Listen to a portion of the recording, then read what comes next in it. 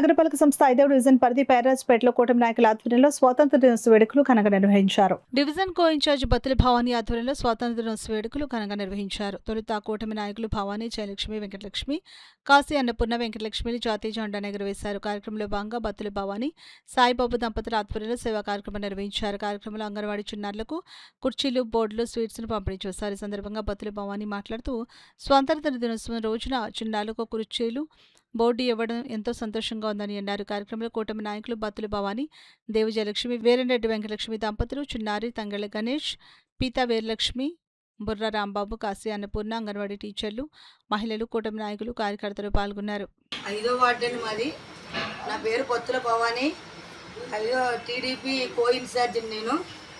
మన 80 సంవత్సరాలు సుందరంగానే మన ఎమ్మెల్యే గారు కొండబాబు గారు ఆదేశాల ప్రకారం 5వ వార్డులోని మేము జెండాలు ఎగరేసి పిల్లలకి, అంగన్వాడీ పిల్లలందరికీ కూడా ఒక కుర్చీలు సప్లై చేశాను. నేను కుర్చీలు ఇచ్చాను. నా వంతు నేను కుర్చీలు ఇచ్చాను. అలాగే రాసుకోవడానికి బోర్డులు అన్నీ ఇచ్చాను. పిల్లలకి అందరికీ ఆనందంగా బిస్కట్లు, జెండాలు అన్నీ పంచిపెట్టాను నేను ఇవాళ మన ఎమ్మెల్యే గారు కొండబాబు గారు ఆదేశాల ప్రకారం. ఇంకా 10 సంవత్సరాలు ఇలాగే చేయాలని కోరుకుంటున్నాను.